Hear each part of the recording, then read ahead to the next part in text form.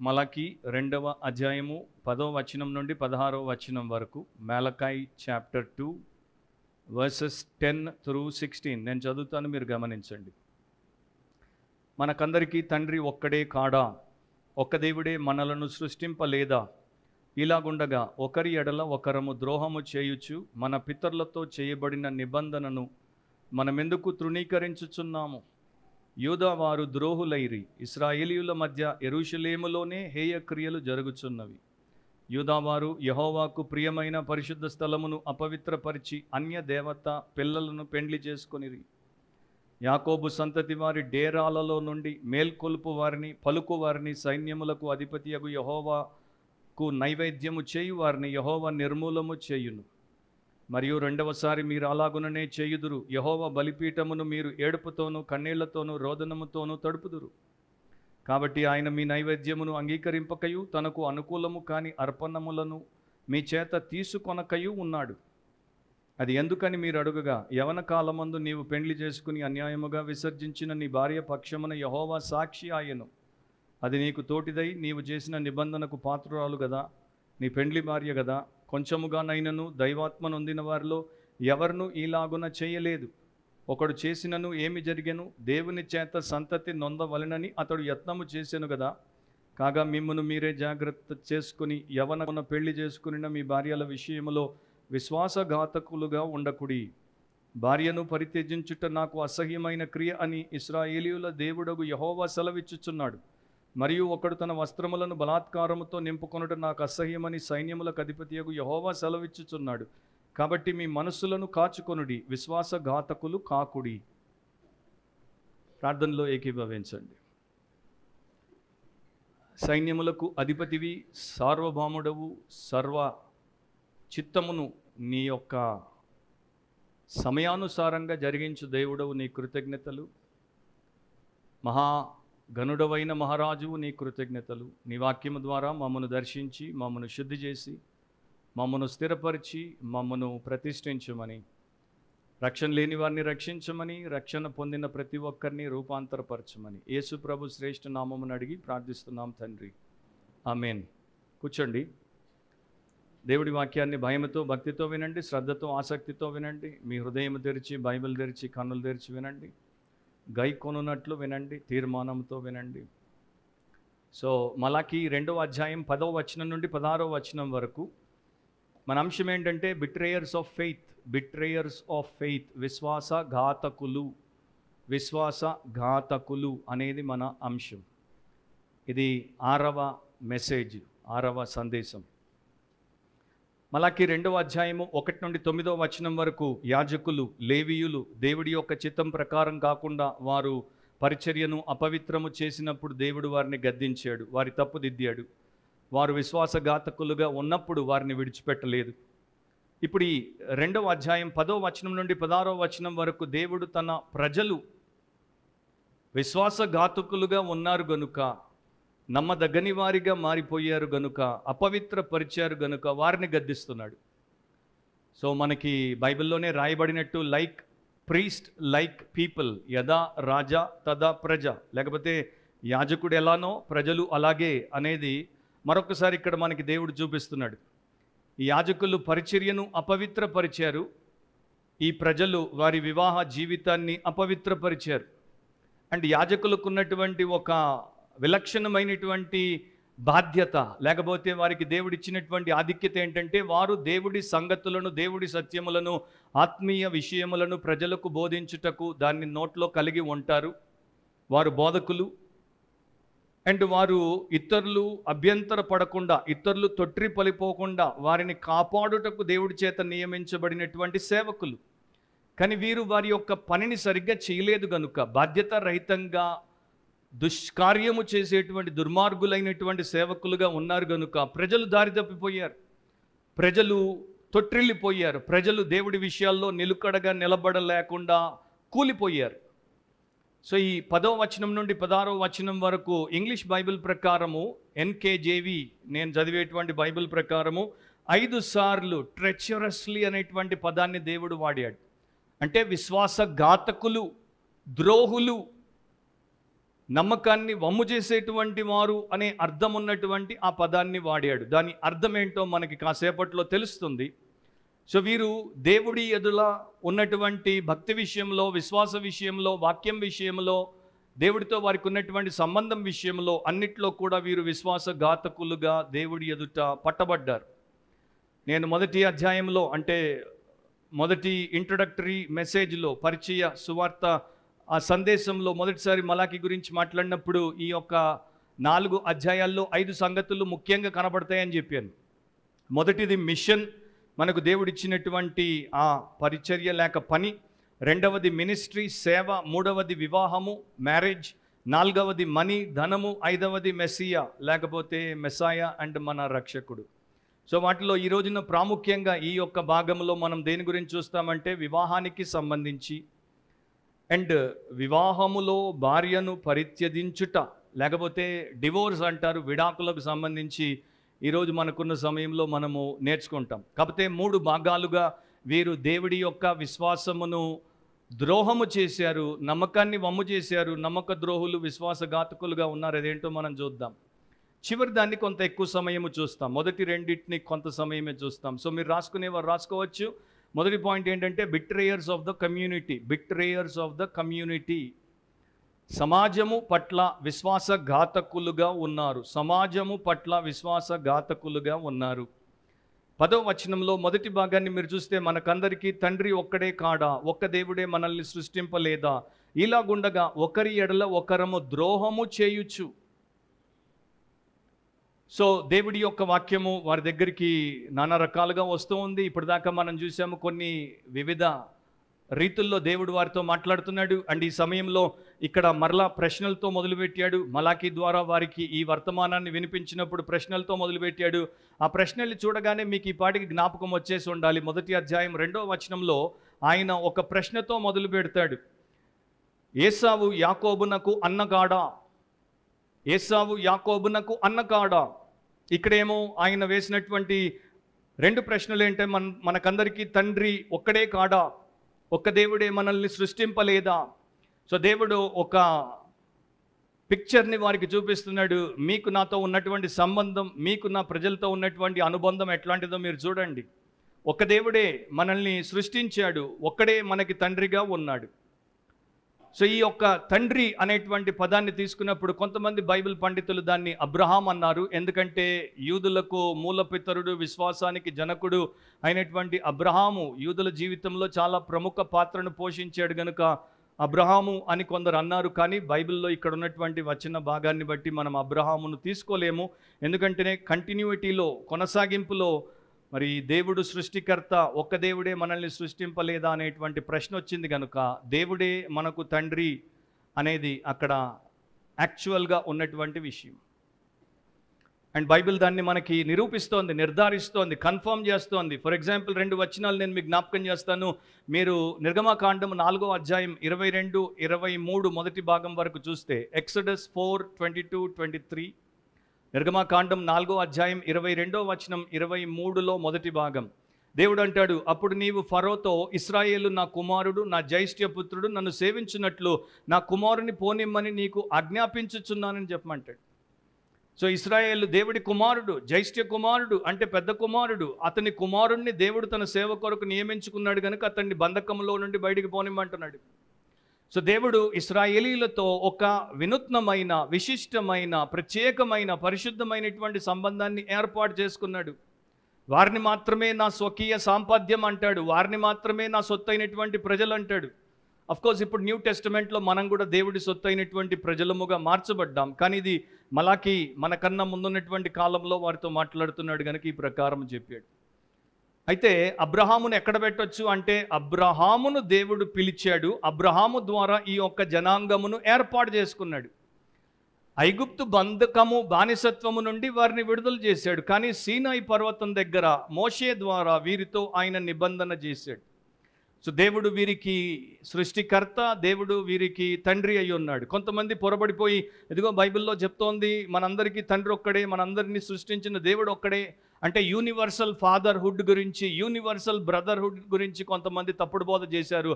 అంటే నీవు ఏ మతానికి సంబంధించిన వ్యక్తివైనా, నీవు ఏ జాతికి సంబంధించిన వ్యక్తివైనా, విశ్వాసివైనా అవిశ్వాసివైనా, మనందరికీ అంటే విశ్వాసులతో పాటు వారికి కూడా దేవుడే తండ్రి అనేటువంటి తప్పుడు సిద్ధాంతాన్ని తీసుకుని వచ్చారు. మనందరము సహోదరి సహోదరులము అనేటువంటి అబద్ధ బోధన తీసుకుని వచ్చారు. ఇక్కడ అట్లా చెప్పబడట్లేదు. ఇక్కడ ఎక్స్క్లూజివ్లీ ఇశ్రాయేలీయులకు ఆయన తండ్రి, ఇశ్రాయేలీయులకు ఆయన సృష్టికర్త అని చెప్తున్నాడు. తర్వాత క్రీస్తు యేసునందు మనకు ఆయన తండ్రిగా మారినప్పుడు ఆయనే మన సృష్టికర్త అని మనం కూడా తెలుసుకున్నాం. అది సెకండరీ. ఇశ్రాయేలీయులకి ఇంకొక చోట యెషయా ప్రవక్త ద్వారా 64వ అధ్యాయం 8వ వచనంలో దేవుడు ఇట్లా చెప్పాడు. ఐజయా 64:8, యెషయా 64:8, యెహోవా నీవే మాకు తండ్రివి, మేము జిగట మన్ను, నీవు మాకు కుమ్మరివాడవు, మేమందరము నీ చేతి పని అయి ఉన్నాం. సో దేవుడు వారికి కుమ్మరివాడిగా అంటే ఆయన చేతి పనిగా వారిని ఉంచాడు కనుక, వారిని క్రియేట్ చేశాడు, సృష్టించాడు కనుక ఆయనే వారికి తండ్రి అనేది వారు ఒప్పుకున్నారు. ఒక బైబిల్ కామెంటేటర్ అందుకే అంటాడు, God was the father of the Hebrew people not only as their creator but also as their covenanter. So దేవుడు వారికి ఎట్లా తండ్రి అంటే సృష్టికర్తగానే కాదు, నిబంధనకర్తగా కూడా వారికి ఆయనకి సంబంధం ఉంది కనుక వారు దేవుడితో ప్రత్యేకమైనటువంటి అనుబంధాన్ని కలిగినటువంటి ప్రజలు. ఆమోస్ ప్రవక్త ద్వారా మరొకసారి దేవుడు వారితో చెప్తాడు. ఆమోసు 3:2లో, ఆమోస్ 3:2లో, ఆమోసు 3:2లో ఇట్లా ఉంది, అదేమనగా భూమి మీద సకల వంశములలోనూ మిమ్మును మాత్రమే నేను ఎరిగి ఉన్నాను, కనుక మీరు చేసిన దోషక్రియలన్నింటిని బట్టి మిమ్మును శిక్షింతును. So you are the only distinct people among all the people groups of the planet. So మీరు విశిష్టమైన వారు, నేను మీకు తండ్రిని, నేను మిమ్మల్ని ప్రేమిస్తున్నాను, మీరు దోషం చేస్తే ప్రేమను బట్టి మిమ్మల్ని క్రమశిక్షణ చేస్తాను, డిసిప్లిన్ చేస్తాను. అది ఇక్కడ ఉన్నటువంటి బ్యాక్గ్రౌండ్. సో అట్లాంటి ప్రజలు ఏం చేశారు? దేవుడికి వ్యతిరేకంగా విశ్వాసఘాతకులైపోయారు. సో విశ్వాసఘాతకులు, ద్రోహము అనేటువంటి తెలుగు పదాన్ని మీరు తీసుకుంటే బాగద్ అనేటువంటి హీబ్రూ పదం అది. దాని అర్థం ఏంటంటే మోసపూరితముగా ప్రవర్తించుట, ఎదుటి వారిని వమ్ము చేయుటకు పథకం వేయుట. మోసపూరితముగా ప్రవర్తించుట, ఎదుటి వారిని వమ్ము చేయుటకు అంటే వారి యొక్క ఆలోచన ప్రకారం కాకుండా వారిని నష్టానికి, కష్టానికి గురి చేయడానికి పథకం వేసేవాడు. అండ్ వీరు మొదట చేసినటువంటి నిబంధనకు, ఒప్పందానికి లోబడకుండా దానికి నమ్మక ద్రోహము చేసి దాన్ని తృణీకరించుట. సో ఇలాగుండగా ఒకరి ఎడల ఒకరము ద్రోహము చేయొచ్చు అని అంటున్నాడు. అంటే దేవుడు మనకు తండ్రి కదా, దేవుడు మనకు సృష్టికర్త కదా, అంటే దేవుడి కుటుంబం కదా మనం, దేవుడి సమాజం కదా మనం, దేవుడి జనాంగం కదా మనం, అంటే మనం ఒకరితో ఒకరము సహోదరి సహోదరులం కదా. We are the family of God and God is our father and you are my brother, you are my sister, how can I cheat you? కుటుంబంలో, దేవుడు తండ్రిగా ఉన్నటువంటి కుటుంబంలో నా సహోదరుణ్ణి నేను ఎట్లా మోసగిస్తాను, నా సహోదరిని నేను ఎట్లా మోసగిస్తాను? కానీ ఇశ్రాయేలు ప్రజలు అదే చేశారు. ఇశ్రాయేలీయులు వారి దేవుడి ఎదుట తమ తోటి సహోదరి సహోదరులకు ద్రోహము చేశారు. సో ఈ లక్షణం ఉన్నటువంటి వారు, విశ్వాసఘాతకులుగా ఉన్నటువంటి వారు, పాత నిబంధనలో వీరందరూ విశ్వాసులే. అండ్ ఈ విశ్వాసుల్లో ఉన్నటువంటి లక్షణం ఏంటంటే వీరు ఎవరితో నిబంధన చేసినా, ఎవరితో ఒప్పందం చేసినా, ఎవరితో అనుబంధం పెట్టుకున్నా వాటిల్లో వీరు నమ్మక ద్రోహులుగా ఉంటారు. దేవుడు కావచ్చు, తోటి ఇశ్రాయేలీయులు కావచ్చు, చివరికి వారు పెళ్లి చేసుకున్నటువంటి వారి భార్య కావచ్చు. అదే ఇక్కడ ఉన్నటువంటి మెయిన్ సమరీ పాయింట్. మన విశ్వాసము మనల్ని ఇతరులకు క్షేమాన్ని, మేలును కలిగించేటువంటిదిగా తయారు చేయాలే కానీ ఇతరులకు నష్టము, కష్టము, నమ్మక ద్రోహము చేసేటువంటి విశ్వాసఘాతకుల్నిగా మనల్ని చేయకూడదు. సో వారు చేసింది ఏమి చేసింది అంటే వీరు అన్యురాళ్లను పెళ్లి చేసుకున్నారు, యూదురాలైనటువంటి భార్యకు విడాకులు ఇచ్చి. అది కొంతమంది చేయడంతో ఆ దేశానికి దేవుడిచ్చిన ప్రత్యేకత, ఆ దేశానికి దేవుడు పెట్టిన పరిశుద్ధతను వీరు పాడు చేసేసారు. ఒక్క ఆకాను చాలు దేశమంతా ఓడిపోవడానికి, వేల మంది చనిపోవడానికి, కారకుడు అవ్వడానికి. 1 ఏకన్ ఇస్ ఎనఫ్. ఒక్క ఇస్కరియోతు యూదా చాలు యేసును సిలువేయడానికి. సో అట్లా హిస్టారికల్గా ఫ్రమ్ డే వన్ మనం చూసుకుంటూ వస్తే ఎవరెవరైతే విశ్వాసఘాతకులుగా ఉన్నారో వారు దేవుడి ప్రజలకి, సొంత కుటుంబాలకు హాని చేసుకున్నటువంటి వారిగానే మిగిలిపోయారు. సో దీన్ని మిక్స్డ్ మ్యారేజ్ అంటారు ప్రాముఖ్యంగా, అంటే మిశ్రమ వివాహము, లేకపోతే ఇంటర్ మ్యారేజ్ అంటారు. వేరు వేరు మతాలకు సంబంధించినటువంటి వారు పెళ్లి చేసుకోవడం. మన దేశంలో అయితే వేరు వేరు కులాలకు సంబంధించిన వారు పెళ్లి చేసుకుంటే ఇంటర్ కాస్ట్ మ్యారేజ్ అంటాం చూడండి, అట్లాగే దీన్ని ఇంటర్ మ్యారేజ్ అంటారు. సో దేవుడు ఎవరినైతే నిషేధించాడో వారితో పోయి వీరు పెళ్లి చేసుకోవడం, దాని గురించి మనం తర్వాత వద్దాం. మరి ఇప్పుడు దీని అప్లికేషన్ మనకెట్లా, క్రైస్తవ విశ్వాసులమైనటువంటి మనకెట్లా? మనం కూడా దేవుడి కొరకు ప్రత్యేకించబడినటువంటి ప్రజలం, దేవుడి యొక్క పరిశుద్ధులం.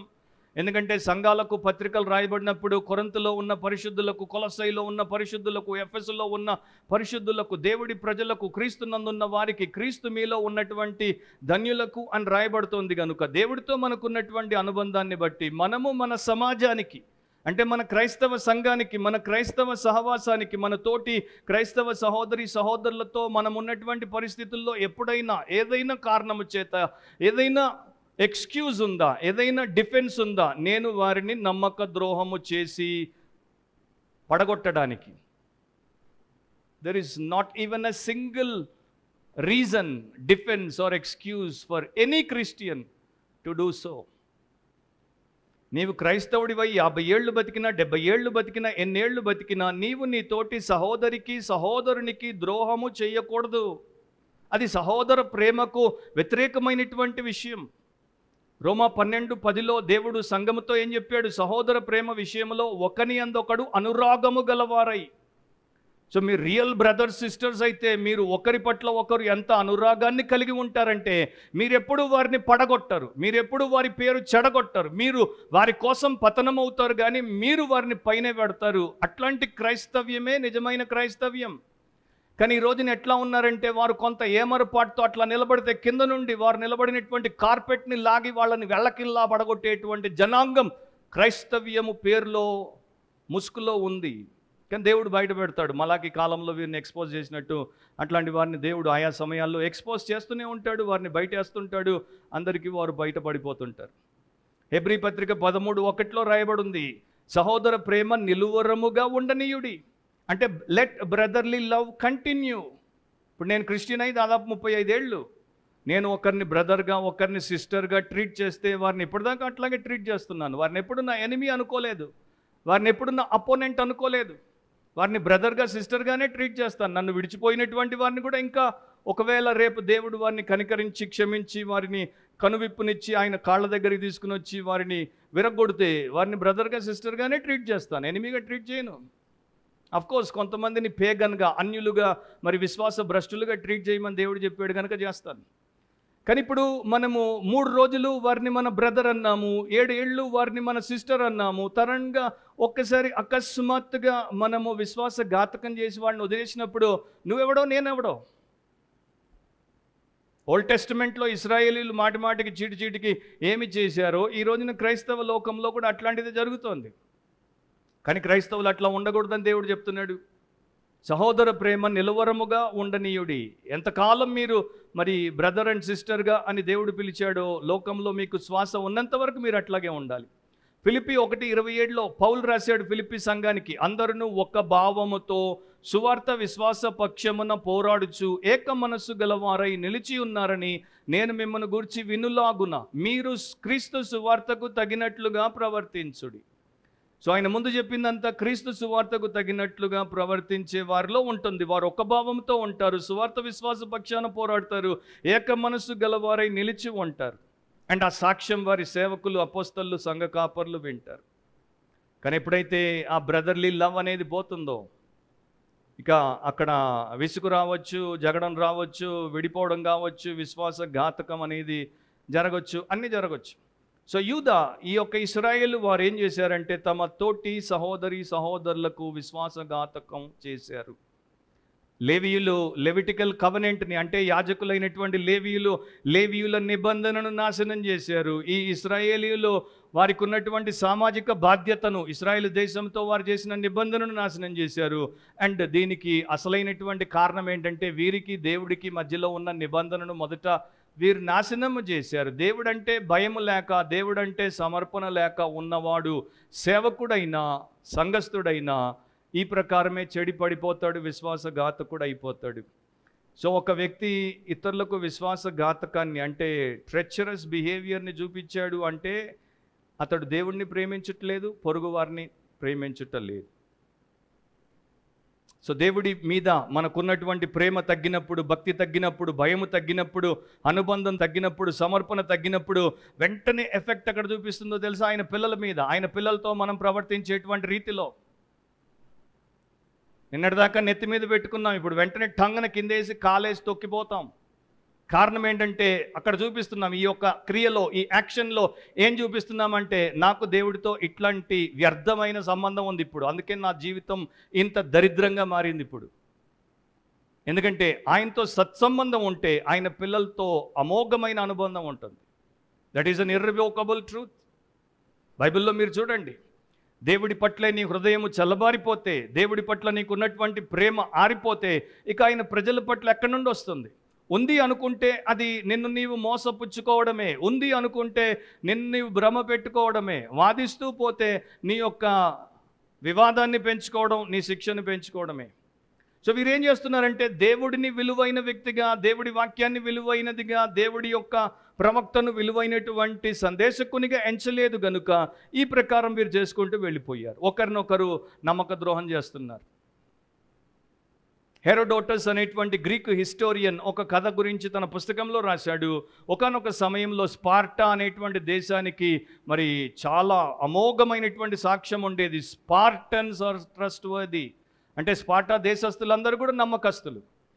సో దూరంగా ఉన్నటువంటి మిలేసియన్ దేశం నుండి ఒక వ్యక్తి వచ్చాడు, స్పార్టాకు వచ్చాడు. స్పార్టన్లో విశ్వసనీయతను విన్నాడు కనుక వచ్చి అక్కడ ఉన్నటువంటి ఒక వ్యక్తి, ఆయన పేరు గ్లౌకస్ దగ్గరికి వచ్చి ఒక మూటనిచ్చాడు. ఇది నేను సంపాదించిన సంపాదన అంతా నీ దగ్గర జాగ్రత్తగా పెట్టు, కొంతకాలం తర్వాత నా కుమారులు వస్తారు, వారు నా కుమారులని నీకు నిరూపణకి ఒక చిహ్నాన్ని కూడా తీసుకొని వస్తారు, ఇది అని చూపించి వారు వచ్చినప్పుడు ఈ డబ్బంతా వారికి ఇవ్వు, మీరు నమ్మదగిన వారని, నా దేశంలో నేను దీన్ని దాచిపెట్టలేక ఈ దేశానికి వచ్చి మీ దగ్గర దాచిపెడుతున్నానని చెప్పిపోయాడు.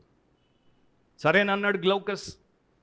కొన్నేళ్ల తర్వాత ఈయన చనిపోయాడు. ఆయన కుమారులు ఈ గ్లౌకస్ దగ్గరికి వెతుక్కుంటూ వచ్చారు. వచ్చి మా నాన్నగారు మీ దగ్గర మూట పెట్టారు, డబ్బు పెట్టారు, దాన్ని మేము మీకు ఇది చూపించి తీసుకోమన్నారు, మీకు చెప్పారు కదా అని చూపిస్తే మీ నాన్న ఎవడైనా అన్నాడు.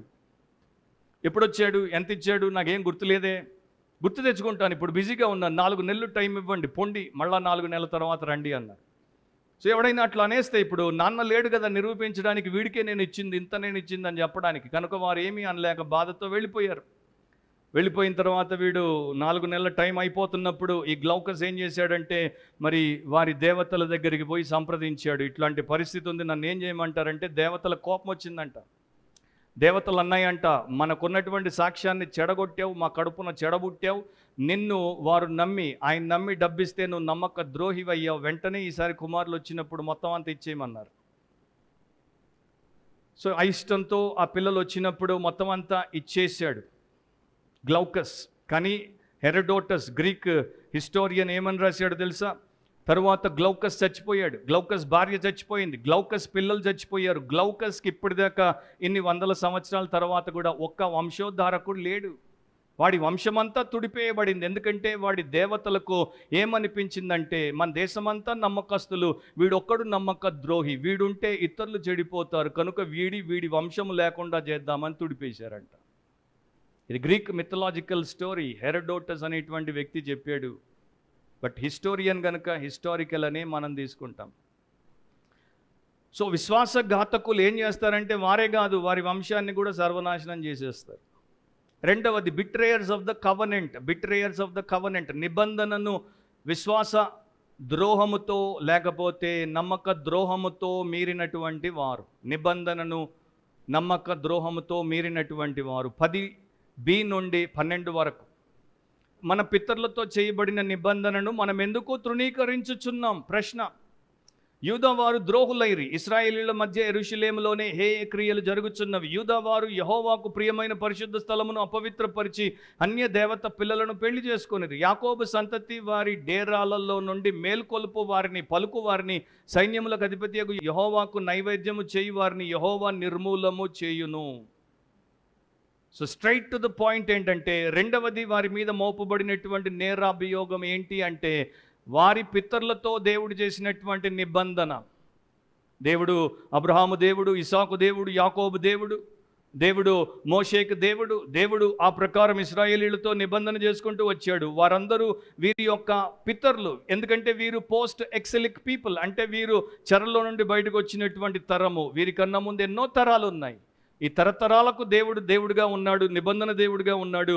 వారు దేవుడితో, దేవుడు వారితో నిబంధనలో పితరులుగా నడిచారు. అబ్రహాము కావచ్చు, యోసేపు కావచ్చు, లేకపోతే దావీదు కావచ్చు, అట్లాంటి వారు.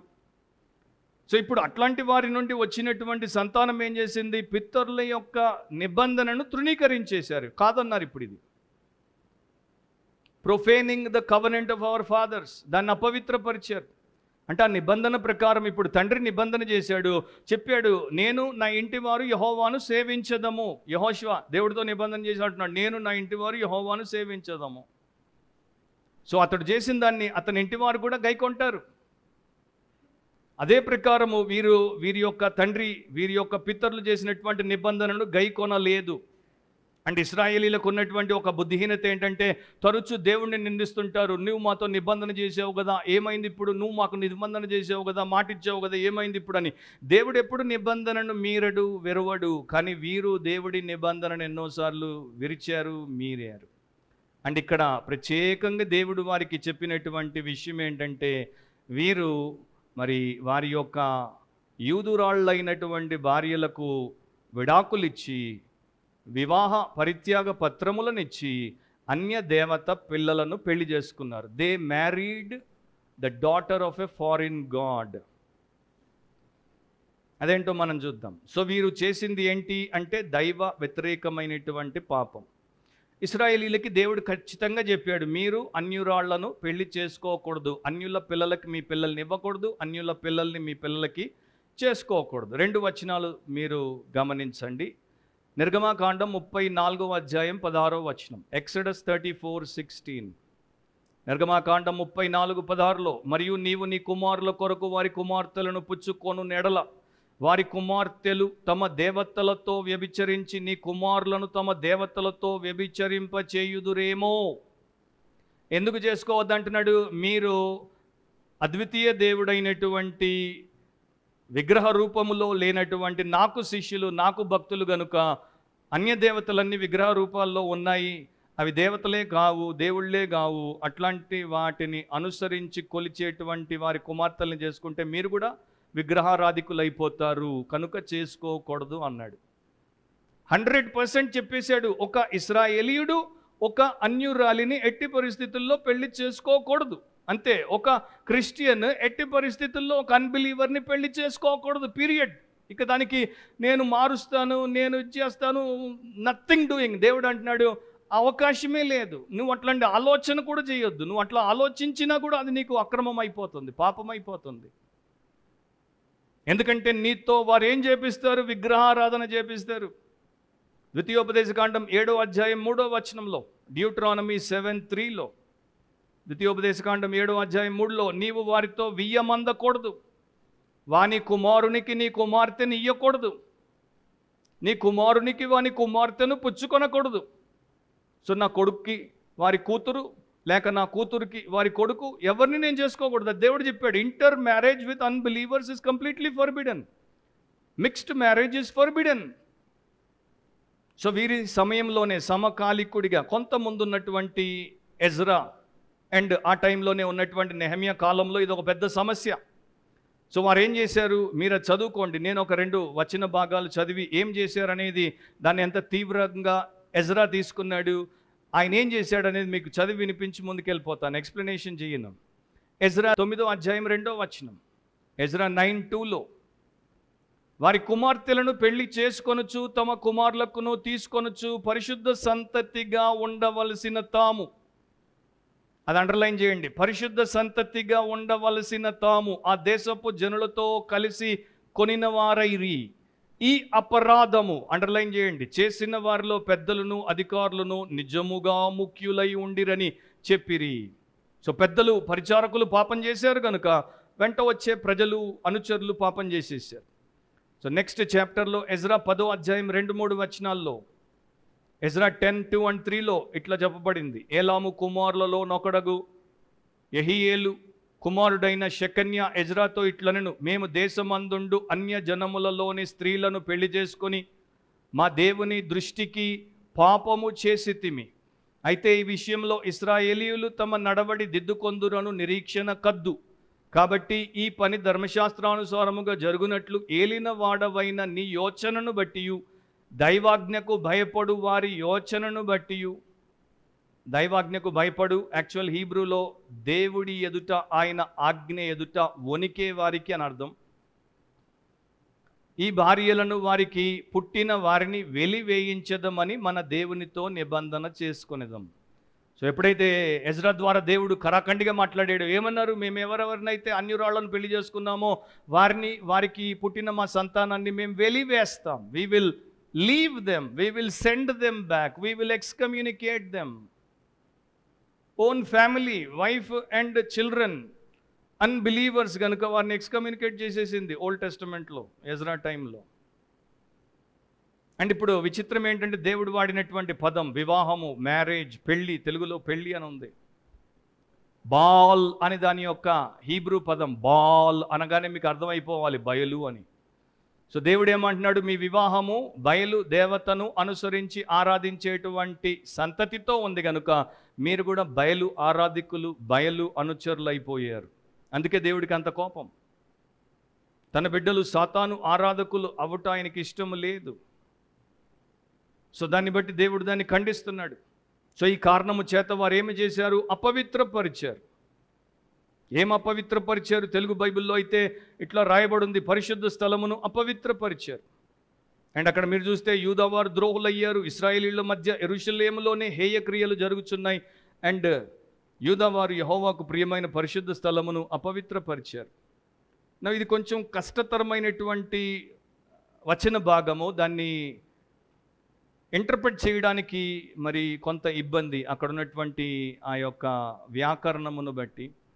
కొంతమంది ఆలోచన ఒక రకంగా ఉంది, మరి ఇతరుల ఆలోచన ఒక రకంగా ఉంది. నేను సింపుల్గా ఎవరేమనుకుంటున్నారు అన్న దాంట్లోనికి వెళ్లకుండా నేను దాంట్లో చూసేదేంటో మీకు చెప్తాను.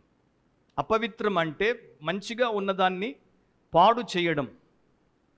మంచిగా ఉన్నటువంటి టైర్కి సూది గుచ్చి పంక్చర్ చేయడం, గాయము చేయడం, దాని విలువను దిగజార్చడం, దాని మీద తెల్లని వస్త్రం మీద మసి పూసినట్టు దాన్ని మలినపరచడం.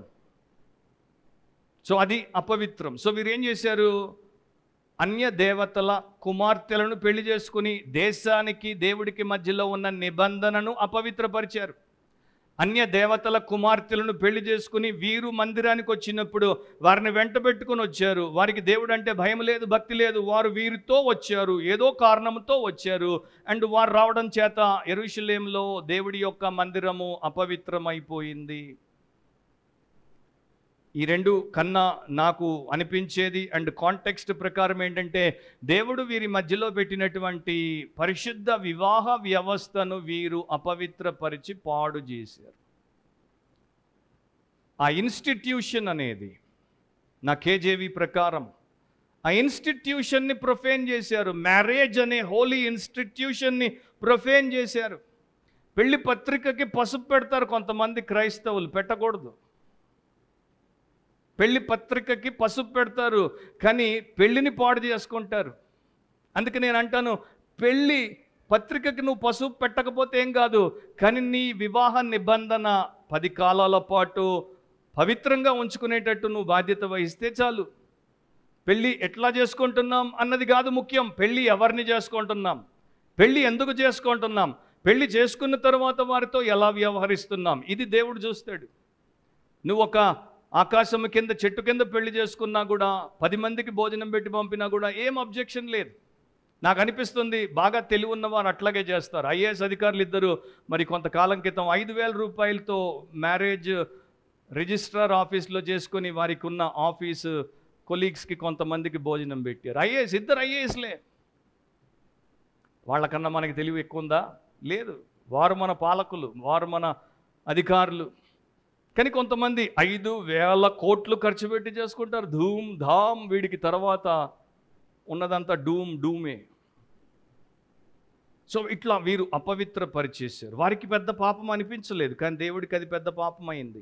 ఎందుకంటే ఇశ్రాయేల్ అంటే పరిశుద్ధ జనాంగం, ఇశ్రాయేల్ అంటే వేరైనటువంటి ప్రజలు, ఇశ్రాయేల్ అంటే ప్రభు కొరకే ఏర్పాటు చేయబడినటువంటి వారు. అట్లాంటి వారు దేవుడి యొక్క పరిశుద్ధ యాజక సేవను, దేవుడి యొక్క నిబంధనను, మందిరాన్ని, వ్యవస్థను సర్వనాశనం చేస్తే ఎట్లా ఊరుకుంటాడు? న్యూట్ రాక్నీ అనేటువంటి ఒక కోచ్ ఉన్నాడు. ఆయన నాట్రే డామ్ అనేటువంటి టీంకి కోచ్ అన్నమాట. కోచ్ పని ఏంటి అంటే టీంలో ఉన్నటువంటి మెంబర్స్ అందరినీ క్షుణ్ణంగా తెలుసుకోవడం, వారి యొక్క స్ట్రెంగ్త్ ఏంటి, బలం ఏంటి, వీక్నెస్ ఏంటి, బలహీనత ఏంటి. అండ్ కోచ్ యొక్క మెయిన్ ఫోకస్ ఏంటంటే వాటిలో ఉన్నటువంటి ప్రతి బలహీనతను తీసేయడం, వారి బలాలను పెంచడం, వారు నెగ్గేటట్టు వారి యొక్క జట్టును తయారు చేయడం. సో ఈయన నాట్రే డామ్ అనేటువంటి స్పోర్ట్స్ టీంకి కోచ్గా ఉన్నాడు, కానీ వారిలో కొంతమంది సరిగ్గా ఉండట్లేదు. సో ఏం చేశాడు, ఒక పత్రికలో అనామకుడైనటువంటి స్పోర్ట్స్ జర్నలిస్ట్గా ఒక ఆర్టికల్ రాశాడు. వీరి గురించే రాశాడు. అండ్ వీరిలో ప్రతి ప్లేయర్ యొక్క పేరుతో రాశాడు. వీడు సోమరోడు అన్నాడు, వీడు తాగుబోతు అన్నాడు, వీడికి బొత్తిగా బుద్ధి లేదు అన్నాడు, వీడు క్రమశిక్షణను తీసుకోడు అన్నాడు, వీడు జుట్టుతో కలయుడు అన్నాడు. సో అందరి బండారం బయట పెట్టేశాడు. అది పబ్లికేషన్ అయి దేశమంతా చదువుతున్నప్పుడు వీళ్ళు దాన్ని పట్టుకొని పరుగున న్యూట్ రాక్నీ దగ్గరకు వచ్చి దీనికి మీరు జవాబు రాయండి అంటే ఆయన అన్నాడు, నేను రాయాలా? ఎందుకు రాయాలి? వాడు రాసిందంతా కరెక్టే, అదంతా నేను చూశాను, వాడితో నేను ఏకీభవిస్తున్నాను. నేను వాడికి వ్యతిరేకంగా ఇది తప్పు అని రాస్తే నేను వేషధారణ అవుతాను, మీ కోచ్గా ఉండడానికి అనర్హుడను, నేనేమి చెయ్యను. మీకు నిజంగా సిగ్గు, శరము, రోషం ఉంటే వాడు రాసిందంతా తప్పని నిరూపించి దేశం ముందు మీ పేరు మీరు పైన చూపించండి అని చెప్పాడు. అది వాళ్ళకి ఇక మీద పడి కొట్టినట్టు అనిపించింది. మా కోచ్ కూడా ఇట్లా అనేసరికి ఇక మాకు ఒకటే ఒక ఆప్షన్ ఉంది, అతడు చెప్పిందంతా మేము కొట్టిపారేయాలి. సో వీళ్ళు కష్టపడి బాగా ఆ సంవత్సరం అంతా ప్రయాసపడి ఆ యొక్క స్థితి నుండి బయటకు వచ్చారు. బయటకు వచ్చిన తర్వాత ఇంకొక ఆర్టికల్ వచ్చింది. ఆ యొక్క అనామకుడైనటువంటి స్పోర్ట్స్ జర్నలిస్ట్ ఎవడో కాదు, వీళ్ళ కోచ్ న్యూట్ రాక్నీనే రాశాడు. అది బుద్ధి తేయడానికి. సో ఆయన ఎందుకు ఆ పని చేశాడు అంటే వారిని మెరుగుపరచడానికి. వారికి ఇంకో రకంగా కోచింగ్ ఇస్తుంటే వారు నేర్చుకోవట్లేదు, వారికి కన్నులు తెరిపించడానికి. సో తీవ్రంగా దాన్ని వారికి కనువిప్పు కలిగించడానికి చేశాడు. సో దేవుడు కూడా ఇట్లాంటి భాష వాడతాడు, తీవ్రంగా వాడతాడు. మీరేం చేశారో మీకు తెలియకపోవచ్చు, కానీ నాకు తెలుసు. మీరు చూడకపోవచ్చు, నేను చూస్తున్నాను. అదిగో ఇది ఆ పాపం అని చెప్పి వారికి చూపించినప్పుడు వారికి బుద్ధి వస్తుంది. సో అప్పుడు వారు తెలుసుకుంటారు. సో క్రైస్తవులమైనటువంటి మనం కూడా ఈ విషయాల్లో జాగ్రత్త వహించకపోతే ఓల్డ్ టెస్టిమెంట్ చదివితే సరిపోతుంది మనకి, కానీ న్యూ టెస్టిమెంట్లో కూడా దేవుడు మనకి రాశాడు. ఫర్ ఎగ్జాంపుల్ 2 కొరింథీ 6వ అధ్యాయం 14 నుండి 17వ వచనం వరకు మీ బైబిల్లో మీరు చూడండి. అండ్ యవనస్తులు, పెళ్లి కాని పిల్లలు ఉన్నటువంటి తల్లిదండ్రులు దాన్ని ఎప్పుడు మదిలో పెట్టుకోవాలి, దాన్ని మరవకూడదు. ఏమనుంది అక్కడ? మీరు అవిశ్వాసులతో జోడుగా ఉండకూడదు, నీతికి దుర్నీతితో ఏమి సాంగత్యం, వెలుగునకు చీకటితో ఏమి పొత్తు, క్రీస్తునకు బెలియాలు అంటే వర్త్లెస్, పనికి మాలిన, సాతానుకు అది ఇంకొక నిక్ నేమ్ అన్నమాట. క్రీస్తుకు సాతానుతో ఏమి సంబంధం, అవిశ్వాసితో విశ్వాసికి పాలెక్కడిది, దేవుడి ఆలయమునకు విగ్రహములతో ఏమి పొందిక. ఎన్ని ప్రశ్నలు వేసాడో చూడండి. ఇక దానికి మన దగ్గర ఎవరి దగ్గర జవాబు లేదు. మనము జీవము గల దేవుని ఆలయమై ఉన్నాం, అందుకు దేవుడిలాగు సెలవిచ్చుచున్నాడు, నేను వారిలో నివసించి సంచరింతును, నేను వారి దేవుడినై ఉందును, వారు నా ప్రజలై ఉందురు. కావున మీరు వారి మధ్య నుండి, అవిశ్వాసులు, అపవిత్రులు, అన్యజనులు, వారి మధ్య నుండి బయలు వెడలి ప్రత్యేకముగా ఉండుడి, అపవిత్రమైన దానిని ముట్టకూడని ప్రభువు చెప్తున్నాడు. తర్వాత అంటాడు, సర్వశక్తుడగు దేవుడు. సో చాలాసార్లు నేను 35 ఇయర్స్లో చూశాను ఎంతోమంది యూత్ని ఎన్నో రీజన్స్తో వస్తారు. నా ఒకే ఒక ఆన్సర్ ఏంటంటే, అండర్ నో సర్కమ్స్టాన్స్. ఎద్దును గాడిదను కలిపి దున్నొద్దని దేవుడు చెప్పాడు. నీరు నూనె కలిసి ఉండవు, పని చేయవు. సో అది చీకటి వెలుగు ఒక చోటికి రాలేవు. సో దేవుడు వీరికి కూడా అదే చెప్తున్నాడు. అండ్ ఇప్పుడు వారు చేసిన పాపానికి దేవుడు వారికి ఒక పరిష్కారాన్ని ఇస్తాడు. అదేంటో చూద్దాం. యాకోబు సంతతి వారి డేరాల్లో నుండి మేల్కొలుపు వారిని, పలుకు వారిని, సైన్యములకు అధిపతియగు యెహోవాకు నైవేద్యము చేయు వారిని యెహోవా నిర్మూలము చేయును. సో యాకోబు సంతతి వారిని డేరాల్లో నుండి, అంటే టెంట్స్ ఆఫ్ జేకబ్, వారి ఇశ్రాయేలీల్లో ఉన్నటువంటి వారి యొక్క గుడారాల్లో, వారి నివాస స్థలాల్లో నుండి అట్లాంటి వారిని అందరినీ కూడా దేవుడు నిర్మూలము చేస్తాడు, కట్ ఆఫ్ చేస్తాడంటే ఆ పాపం చేసినటువంటి వ్యక్తిని చంపుతాడు. వాడికి వంశము లేకుండా దేవుడు వాడి సంతానం అంతటిని కూడా తుడిచేస్తాడు. ఎందుకంటే వాడిది సంకర సంతానం, అక్రమ సంతానం. దేవుడి దృష్టిలో అది వివాహమే కాదు కనుక దాన్ని వాడు కోల్పోతాడని దేవుడు చెప్తున్నాడు. అండ్ ఇక్కడ ఒక కష్టతరమైనటువంటి లైన్ ఉంది. అది ఎవరికి తెలియదు ఏంటో, నాకు కూడా తెలియదు ఏంటో. అదేంటంటే మేల్కొలుపు వారిని, పలుకు వారిని, ఆ రెండు కేజేవిలో ఎట్లా ఉందంటే master and scholar, everyone who awakes and answers. ఎన్ఏఎస్బిలో మేల్కొనేవాడు అండ్ జవాబిచ్చేవాడు. అదేంటో నాకు తెలియదు. కానీ నేను నా కేజేవిని చూసినప్పుడు కొంత నాకు అది ఏమి అయి ఉండొచ్చో సూచిస్తున్నట్టు అనిపిస్తుంది. నా కేజేవిలో ఉన్నటువంటిది నేను ఒక్కసారి మీకు చెప్తాను. కేజేవి వర్షన్లో ఇట్లా ఉంది. May the Lord cut off from the tents of Jacob the man who does this, being awake and aware. ఇక్కడ బీయింగ్ అనే పదము దాని అర్థాన్ని మార్చేసింది. అంటే ఎవడైతే మెలకువగా ఉన్నాడో, ఎవడైతే బాగుగా ఎరిగిన వాడిగా ఉన్నాడో, అయినా కూడా దేవుడికి వ్యతిరేకంగా పాపం చేశాడో, అట్లాంటి వాడిని దేవుడు నిర్మూలన చేస్తాడు, వాడిని నరికేస్తాడు. అంటే వాడిని జీవ గ్రంథము నుండి వాడి పేరు దుడిపేస్తాడు. సో నా ఎన్కేజేవిని బట్టి నేను ఆ ఇంటర్ప్రిటేషన్ ఇస్తున్నాను.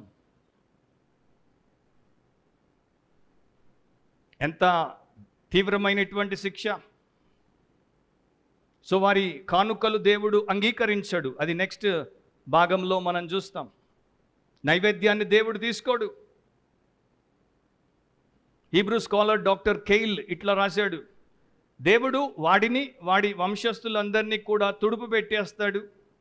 అంత మాత్రమే కాదు, వాడి తరపున, వాడి ఇంటి వారి తరపున ఎవడైనా ఒకడు యాజకుడు వచ్చి నైవేద్యం పెడితే వాడి సంగతి చూస్తాడు, వాడిని కూడా నిర్మూలన చేస్తాడు. అంటే పాపుల పక్షముగా, పాపి మారు మనసు పొందనంత వరకు, పాపి విరిగి దేవుడి కాళ్ళు పట్టుకోనంత వరకు మనం వచ్చి పాపి కొరకు దేవుడి దగ్గర అర్పణలు అర్పించకూడదు. దేవుడు నచ్చడు దాన్ని. అది సేవకులు చేయాల్సినటువంటి మంచి పనే కాదు. కనుక వాడిని కూడా, వాడి తరపున వచ్చి వేడుకునేటువంటి వాడిని కూడా దేవుడు నిర్మూలన చేస్తాడని చెప్పాడు. ఎందుకు చెప్పాడు అట్లా? సామెత 28:4 ఇట్లా ఉంది.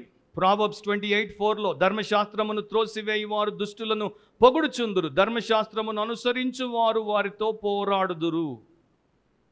రెండు రకాల మనుషులు. ధర్మశాస్త్రాన్ని తోసివేసేవారు అంటే వారు దేవుడి వాక్యాన్ని లెక్క చెయ్యరు, దేవుడికి లోబడరు, కనుక వారు అట్లా ఉన్న దుష్టులను పొగుడుతారు.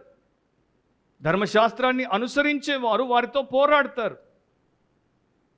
అండ్ దీని గురించి నేను ఒక మెసేజ్ ఇచ్చి యూట్యూబ్లో అది పెట్టాను, 1 సంవత్సరం క్రితం అనుకుంటాను. 2 రకాలు ఉన్నారు ఇప్పుడు కూడా. ఈ యాజకులు అట్లాగే వారి యొక్క వికెడ్నెస్ని కండెమ్ చేయకుండా దాన్ని కండోన్ చేశారు కనుక వారికి దుస్థితి.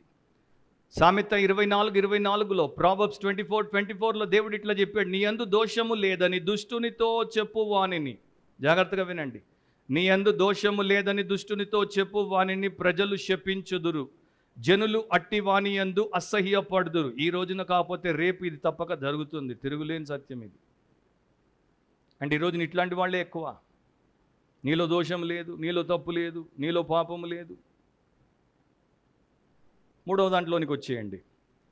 బిట్రేయర్స్ of the companion, betrayers of the companion 13 నుండి 16 వరకు. ఇక్కడ వేగంగా పోదాం మనం. బిట్రేయర్స్ ఆఫ్ ద కంపానియన్, ఇక్కడ తెలుగు బైబిల్లో దేవుడు అది నీకు తోటిదై అని 3 పదాలు వాడాడు. ఇంగ్లీష్లో కంపానియన్ అని ఉంటుంది, మరి ఇక్కడ అది నీకు తోటిదై. కంపానియన్ అంటే నీ యొక్క సహచరిణి, నీ భార్య అని దేవుడు చెప్తున్నాడు. సో గమనించండి 13 నుండి 16 వరకు. మరియు రెండవసారి మీరు అలాగుననే చేయుదురు, యెహోవా బలిపీఠమును మీరు ఏడుపుతోనూ కన్నీళ్లతోనూ రోదనముతోనూ తడుపుదురు. కాబట్టి ఆయన మీ నైవేద్యమును అంగీకరింపకయు తనకు అనుకూలము కాని అర్పణలను మీ చేత తీసుకొనకయునున్నాడు. అది ఎందుకని మీరు అడుగగా, యవన కాలమందు నీవు పెళ్లి చేసుకుని అన్యాయముగా విసర్జించిన నీ భార్య పక్షమున యెహోవా సాక్షి ఆయను. అది నీకు తోటిదై నీవు చేసిన నిబంధన పాత్రురాలు గదా, నీ పెండ్లి భార్య గదా. కొంచెంగానైనను దైవాత్మ నొందిన వారిలో ఎవరినూ ఇలాగున చేయలేదు. ఒకడు చేసినను ఏమి జరుగును వారు జరిగెను. దేవుని చేత సంతతి నొందవలనని అతడు యత్నము చేశాను గదా. కాగా మిమ్మను మీరే జాగ్రత్త చేసుకొని యవనమున పెళ్లి చేసుకుని మీ భార్యల విషయంలో విశ్వాసఘాతకులుగా ఉండకుడి. భార్యను పరిత్యజించుట నాకు అసహ్యమైన క్రియ అని ఇశ్రాయేలీయుల దేవుడగు యెహోవా సెలవిచ్చుచున్నాడు. మరియు ఒకడు తన వస్త్రములను బలాత్కారంతో నింపుట నాకు అసహ్యమని సైన్యములకు అధిపతియగు యెహోవా సెలవిచ్చుచున్నాడు. కాబట్టి మీ మనసులను కాచుకొనుడి, విశ్వాసఘాతకులు కాకుడి. సో నేను చెప్పాను, ఈ యూదులు కొంతమంది పురుషులు పడుచు అందముగా కనబడేటువంటి అన్య దేవతల యువతులను, కుమార్తెలను చూసి వీరికి ఆ పాటికి 20 ఏళ్ళు, 35 లేకపోతే 30, 25, 18 ఏళ్ళు వివాహమై ఈ భార్యకి కొంత వయసు మీద పడి నడి వయసు లేక ముసలిది అయ్యింది కనుక ఈ ముసలామెను విడిచిపెట్టి పొడుచుదాన్ని చేసుకున్నారు. అది వారి పాపం. ఇప్పటికి కూడా చాలామంది చేసుకుంటారు. మోస్ట్లీ భర్త చేసే పాపం ఏంటంటే, తన భార్య 20 ఏళ్ళప్పుడు ఇద్దరికి పెళ్ళైనప్పుడు బాగానే ఉంటారు. కానీ ఇప్పుడు 45 వచ్చేసరికి ఈమె 40, 43, 45 ఆ రేంజ్లో ఈమె ఉంటే వీడికి ఇప్పుడు ఈమె నచ్చదు. ఇప్పుడు మళ్ళా నేను 20 అనుకున్నట్టు 20ని చూస్తుంటాడు వీడు. అండ్ ప్రతి ఒక్కడు పోయి చేసుకోకపోవచ్చు, హృదయంలో అట్లాంటి తలంపున్నా కూడా అది పాపము. ఎందుకంటే దేవుడు హృదయాన్ని చూస్తాడు. సో క్రైస్తవ భర్తలారా జాగ్రత్త. యూదులు, ఆ పురుషులు వారి యొక్క లాంగ్ టైమ్ ఫెయిత్ఫుల్ వైఫ్స్ని డంప్ చేసి డివోర్స్ ఇచ్చి వారు మరి యంగ్ బ్యూటిఫుల్ డామ్సెల్లను డార్లింగులుగా చేసుకోబోయారు. దేవుడు అన్నాడు డ్యామ్ అన్నాడు, అంటే నిర్మూలమైపోతారు ఆ పాపం చేస్తే. అయినా చేశారు. నెహెమ్యా కాలంలో నెహెమ్యా ఒక ఎగ్జాంపుల్ని మన ముందు పెడతాడు. నెహెమ్యా 13వ అధ్యాయం 28వ వచనంలో, ప్రధాన యాజకుడును ఎల్యాషీబు కుమారుడునైన యోయాదా కుమారులలో, నెహెమయా 13:28-29.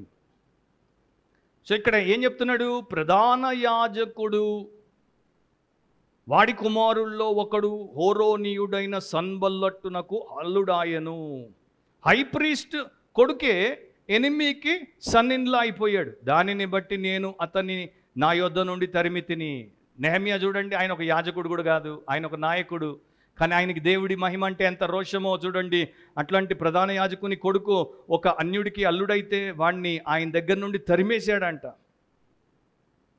ఈ రోజున అట్లాంటి పాస్టర్లు మనకుంటే ఎంత బాగుంటుంది. దేవుడి సంఘం లేరు, అదొక దరిద్రం.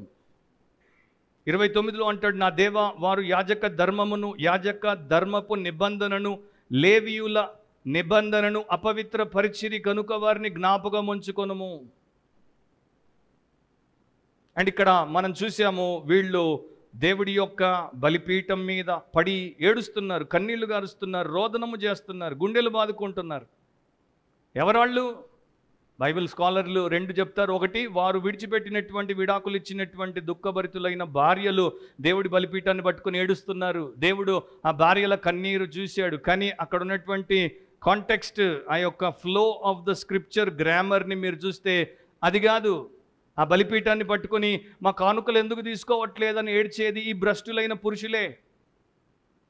యవనస్తురాళ్ళైనటువంటి అన్య దేవత పిల్లల్ని, స్త్రీలను పెళ్లి చేసుకుని తమ సొంత భార్యలకు విడాకులు ఇచ్చినటువంటి వారి కానుకలు దేవుడు అంగీకరించలేదు కనుక వాళ్ళు ఏడుస్తున్నారు. దేవుడు ఎందుకు అంగీకరించాడు? సామెత 15:8లో చెప్పాడు. ప్రావర్బ్స్ 15:8లో, భక్తిహీనులు అర్పించు బలులు యెహోవాకు హేయములు, అసహ్యమైనవి, abomination to the Lord. So భక్తిహీనుడిగా వీడు బతుకుతూ దేవుడిని, దేవుడి యొక్క నిబంధనను, దేవుడి సమాజము, దేశాన్ని భ్రష్టు పట్టించినటువంటి వాడు వచ్చి మూటలు పెడితే, ముడుపులు ఇస్తే, అర్పణలు వేస్తే దేవుడు మురిసిపోతాడా? దేవుడు అంటున్నాడు రిజెక్టెడ్. యథార్థవంతుల ప్రార్థన ఆయనకు ఆనందకరం. కానీ వీరు అడుగుతారు, మళ్ళా వీరు ఊరుకోరు. వీళ్ళు వాదకులు. తనకు అనుకూలము కాని అర్పణలను మీ చేత తీసుకొనకై ఉన్నాడు. అది ఎందుకని మీరు అడుగగా, ఇప్పుడు అడుగుతున్నారు వీళ్ళు, ఎందుకు తీసుకోవట్లేదు ప్రభువా మా ఆఫరింగ్? మేము మీ ప్రజలమే కదా, మేము మీ యొక్క కమ్యూనిటీయే కదా, మీ కాంగ్రిగేషనే కదా, హోలీ నేషనే కదా, మా ఆఫరింగ్ నువ్వు ఇవ్వమన్నావు, ఇస్తుంటే నువ్వు ఎందుకు తీసుకోవట్లేదు? ఎందుకు తీసుకోవట్లేదు ఇప్పుడు చెప్తాడు దేవుడు. ఎందుకు తీసుకోవట్లేదు? యవన కాలమందు నీవు పెళ్లి చేసుకొని అన్యాయముగా విసర్జించిన నీ భార్య పక్షమున యెహోవా సాక్షి ఆయను. సో దేవుడు నువ్వు చేసినటువంటి పాపాన్ని చూశాడు, నీ భార్య పక్షాన దేవుడు నిలబడ్డాడు, నీకు వ్యతిరేకంగా దేవుడు నిలబడ్డాడు. నీ తప్పిదాన్ని దేవుడు నీవు ఒప్పుకొని విడిచిపెట్టేంత వరకు నీ దగ్గర దేవుడు ఏమి తీసుకోడు, దేవుడికి నీకు సంబంధం లేదు. ఇప్పుడు మనం అనొచ్చు, దేవుడు మన పెళ్ళిళ్ళలో సాక్షిగా ఉంటాడని కదా మనం ఇప్పుడు దాకా పెట్టి జరిపించింది. ఇతరుల సంగతి నాకు తెలియదు, కానీ నేను చేసిన ప్రతి పెళ్లిలో దేవుడు ప్రధానంగా ఉంటాడు. దాని తర్వాత వధువు, వరుడు అండ్ సేవకులు, సంఘము, శ్రేయోభిలాషులు. ఆదికాండం 31 అధ్యాయం 49, 50, జెనసిస్ 31, 49, 50లో ఇట్లా ఉంది. ఆదికాండం 31 అధ్యాయం 49, 50. అంతటా లాబాను, నీవు నా కుమార్తెలను బాధపెట్టినను, నా కుమార్తెలను గాక ఇతర స్త్రీలను పెళ్లి చేసుకొనినను చూడుము, మన యొద్ద ఎవరునూ లేరు కదా, నాకును నీకును దేవుడే సాక్షి అని చెప్పాను. యాకోబుతో చెప్తున్నాడు లాబాను. ఇప్పుడు ఏ మనిషి లేడు ఇక్కడ, కానీ నువ్వు నా బిడ్డల్ని, నా అమ్మాయిలను బాధ పెడితే, నా కుమార్తెలను గాక వారిని విడిచి ఇతర స్త్రీలను పెళ్లి చేసుకుంటే దేవుడే నీకు నాకు మధ్యలో సాక్షి, ఆయన చూస్తున్నాడు, నీ సంగతి చేస్తాడు, జాగ్రత్త అని చెప్పాడు. So God is the primary witness between a man and a woman when they get married in Christ. క్రీస్తులో ఒక క్రైస్తవ పురుషుడు, ఒక క్రైస్తవ స్త్రీ పెళ్లి చేసుకున్నప్పుడు దేవుడే ప్రధాన సాక్షి. అన్సీన్ విట్నెస్, అదృశ్యుడైన సాక్షి దేవుడే. సో వీరి యొక్క వివాహాల్లో కూడా దేవుడు సాక్షిగా ఉన్నాడు గనుక వీరు యవనములో ఆ యొక్క యువతిని పెళ్లి చేసుకున్నప్పుడు ఎంత సంతోషంగా చేసుకున్నారో, ఎంత ఉత్సాహముతో చేసుకున్నారో, ఎంత ఎక్సైట్మెంట్తో చేసుకున్నారో, ఎంత ఆమెను విడవకుండా ఆమె వెంటనే కుక్క తిరిగినట్టు టకటక తిరిగారో దేవుడు చూశాడు అంతా.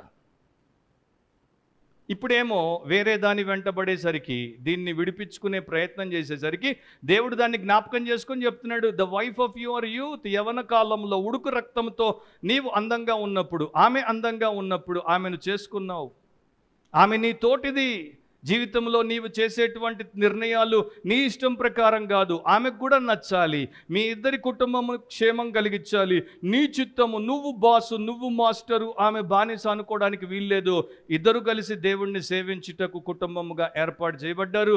జీవమను కృపావరంలో ఇద్దరు పాలి భాగస్తులు, అది మరవద్దు. అండ్ నిబంధన చేశారు. And she is your companion, నీ తోటిది. అన్ని సమయాల్లో, సుఖములో, దుఃఖములో, మరి ప్రతి విషయంలో, ఆరోగ్యంలో, అనారోగ్యంలో, సమస్యల్లో అండ్ సౌకర్యాల్లో నీకు తోటిదిగా ఉండేది. అందుకే వివాహం అనేది చాలా గంభీరమైన అంశమని మనము గ్రహించి దాని కొరకు పరిశుద్ధముగా, ప్రార్థనాపూర్వకముగా, స్వస్థబుద్ధితో సిద్ధపడితేనే కానీ దాన్ని మనము చేసుకోకూడదు. వివాహం ఒక కాంట్రాక్ట్ కాదు, అదొక కవనెంట్, అది ఒక ఒప్పందం కాదు, అది ఒక నిబంధన. ఆదికాండం 15లో దేవుడు నిబంధన చేస్తాడు. జెనసిస్ 15లో అబ్రామ్తో దేవుడు ఏమంటాడు? ఆదికాండం 15వ అధ్యాయంలో 3 జంతువులు తీసుకొని రమ్మంటాడు, ప్రైమరీ 2 పక్షుల్ని తెమ్మంటాడు. కానీ 2 పక్షుల్ని ఏమీ చేయడు. 3 జంతువులను నడుమునకు చీలుస్తాడు, మధ్యలోకి చీల్చి వాటిని అటు ఇటు పెడతాడు, ఎదురెదురుగా పెడతాడు. 3 ఏండ్ల పెయ్య, 3 ఏండ్ల మేక, 3 ఏండ్ల పొట్టేళ్ళు, ఆ 3ంటిని ఎదురెదురుగా పెట్టి వాటి మధ్యలో నుండి ఒక అగ్ని జ్వాల రూపంలో దేవుడు పోతాడు, నిబంధన చేస్తాడు. సో అబ్రామ్తో ఏమంటున్నాడు? ఇది నీకు నాకు మధ్యలో నిబంధన. సో ఒకవేళ అట్లాంటి నిబంధన నీవు ఆమెతో చేసి, నీతో ఆమె చేసిన తర్వాత నీవు వివాహాన్ని అట్లా విడాకులతో ముగిస్తే, నేను నిన్నట్లా 2గా నరికి నిన్ను వేరు చేస్తానని దేవుడు చెప్తున్నాడు. ఎందుకంటే వివాహం అన్ని విషయముల్లోకెల్లా ఘనమైనది. జస్ట్ నిన్నే అనుకోకుండా నాకు ఒక వీడియో వచ్చింది నా ఈమెయిల్లోకి. ఈమెయిల్ నిండా వస్తూనే ఉంటాయి ప్రతిరోజు, 100. సో ఒక చైనీస్ ఆయన, ట్రక్ డ్రైవర్, క్రిస్టియన్ కాదు వీళ్ళిద్దరు. ఆయన పేరు నీ జియాన్వెన్, 39 ఏళ్ళు ఆయనకి. చైనాలో ట్రక్ డ్రైవరు. ఆయన భార్య పేరు కావో యింగ్. 2020వ సంవత్సరం, 4 సంవత్సరాల క్రితం ఆమెకి బ్రెయిన్ హెమరేజ్ అయింది. ఆమె పూర్తిగా పక్షవాతం వచ్చి పడిపోయింది. చేతులు కాళ్ళు 2 పనిచేయవు. ఇతడేమో చాలా దూరంగా అతడి గ్రామం ఉంది, ఇతడేమో షాంఘైలో పనిచేస్తాడు. సో ఏం చేశాడు, భార్యకి పక్షపాతం వచ్చింది. ఇతడేమో ట్రక్ డ్రైవర్, ఇంట్లో 70 ఏళ్ల తల్లి ఉంది, 2 పిల్లలు ఉన్నారు ఆల్రెడీ. సో తల్లి 2 పిల్లల్ని చూసుకుని మళ్ళీ భార్యను చూసుకోవడం కష్టం అని చెప్పి ఇతడు భార్యను పుట్టింటికి పంపలా. ఇంకా 7 నెలల తర్వాత అంటాను, పో పో పో మీ మమ్మీ దగ్గరికి పో, నాకు చేత కాదు, నీ మమ్మీ దగ్గరికి పో. అట్లాంటి వ్యక్తి భర్తగా ఉండకూడదు, పెళ్లి చేసుకోకూడదు.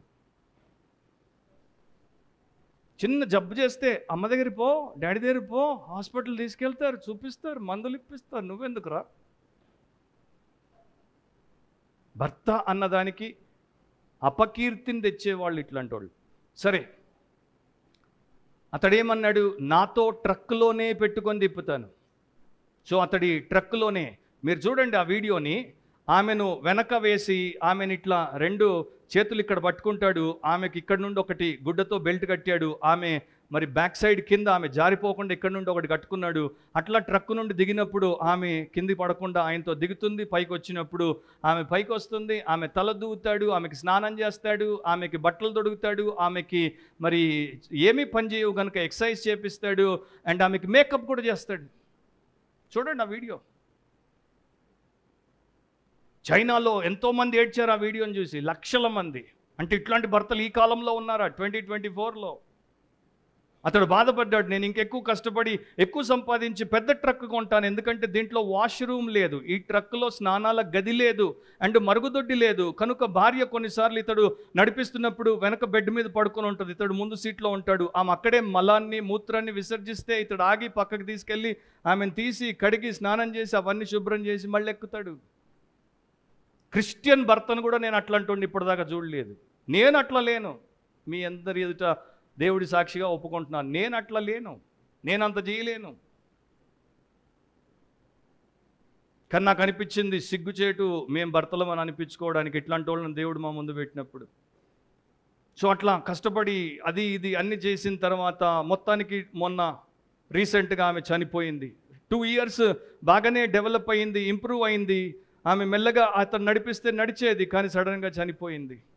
చనిపోయినప్పుడు అతడు బాధతో అన్నాడు, మేమిద్దరము స్కూల్లో కలిసాం, సెకండరీ స్కూల్లో ఆమె నా క్లాస్మేట్. అంటే మేమిద్దరం పడుచు వాళ్ళంగా ఉన్నప్పుడు ఒకరికొకరం పరిచయం అయ్యాం. అట్లా పెరుగుతున్నప్పుడు నేను ఆమెను ఇష్టపడ్డాను, ఆమెను ప్రేమించాను, ఆమె నా యొక్క మొదటి గర్ల్ ఫ్రెండ్, ఆమెను నేను నా జీవిత భాగస్వామిగా చేసుకుందాం అనుకున్నాను.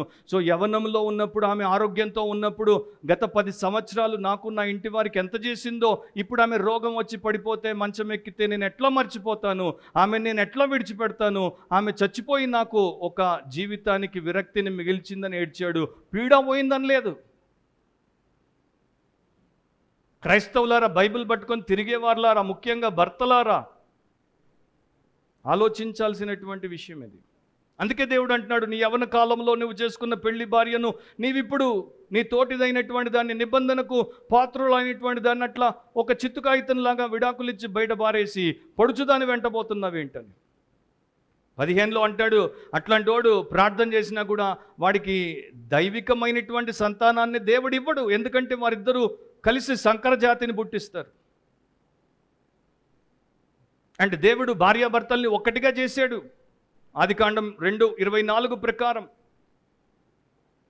అది మనకి తెలిసినటువంటి విషయమే. కనుకనే ఎఫెసీ 5:25లో 27లో, పురుషులారా మీరును మీ భార్యలను ప్రేమించుడు, అటువలే క్రీస్తు కూడా సంఘమును ప్రేమించి దానిని పవిత్రపరిచి పరిశుద్ధపరచుటకై దాని కొరకు తను తాను అప్పగించుకొనెను అని చెప్తున్నాడు. చివరి వచనానికి వచ్చేయండి. దేవుడికి విడాకులు, భార్యను పరిత్యజించుట అంటే అసహ్యము అన్నాడు. అది ఆయనకి అస్సలు నచ్చనటువంటి, ఆయన హేయమైనటువంటి క్రియ అని చెప్పేటువంటి విషయం. అంటే ఈయన ఇశ్రాయేలు దేవుడు, యెహోవా దేవుడు, సైన్యములకు అధిపతియగు దేవుడు. ఒక చిన్న సర్వే గురించి ఆర్టికల్ నేను చదివాను. 1990లో మన ప్రపంచంలో క్రైస్తవ రాజధానిగా పేరుగాంచినటువంటి అమెరికా దేశం సంగతి ఇది. 1920లో ప్రతి 7 వివాహాల్లో 1 విడాకులు ఉండేవి. 1940లో 6 వివాహాల్లో 1 విడాకులు. 1960లో 4 వివాహాల్లో 1 విడాకులు. 1972లో 3 వివాహాల్లో 1 విడాకులు. 1977లో ప్రతి 2 వివాహాల్లో 1 విడాకులు. అండ్ ఆయన పాత లెక్కలు కనుక చివరిలో ఏమని రాశాడంటే, ఈ కాలం వచ్చేసరికి ప్రతి వివాహం విడాకులే. క్రైస్తవ రాజధాని, అక్కడే మన ఆంగ్ల బైబిల్స్ అన్నీ పబ్లిష్ అవుతాయి. మ్యాసివ్ పబ్లిషింగ్ హౌసెస్ అన్నీ అక్కడే ఉన్నాయి, మెగా చర్చెస్ అన్నీ అక్కడే ఉన్నాయి, మెగా ప్రీచర్స్ అందరూ అక్కడే ఉన్నారు. కానీ అక్కడే విడాకులు అనేటువంటి పీడ ఎక్కువ పట్టేసింది. చాలామంది సేవకులు ఎట్లా అయిపోయారంటే, నేను అకారణంగా ఎవరైనా నా చర్చికి వచ్చేటువంటి భార్య భర్త విడాకులు తీసుకుంటామంటే వద్దు అంటే చర్చ్ వదిలి వెళ్ళిపోతారు, నా డిసిప్లిన్ తీసుకోరు, సంఘమంతా ఖాళీ అయిపోతుంది, నేను కంగాలైపోతాను అంటే అడుక్కు తినే పరిస్థితికి వస్తాను కనుక నేను వీళ్ళకి చెప్పను.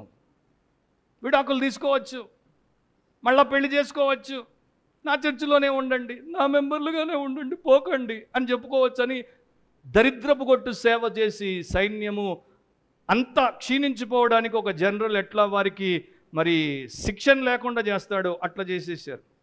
అందుకనే నేను చెప్పిన మాట కాదు, మూడీ బైబిల్ ఇన్స్టిట్యూట్లో గతంలో మొన్నటిదాకా ప్రెసిడెంట్గా ప్రపంచ ప్రఖ్యాతిగాంచిన డాక్టర్ జోసెఫ్ స్టోవెల్ ఏం చెప్పాడో దాన్ని ఆధారం చేసుకుని ఈ మాట చెప్పాను నేను.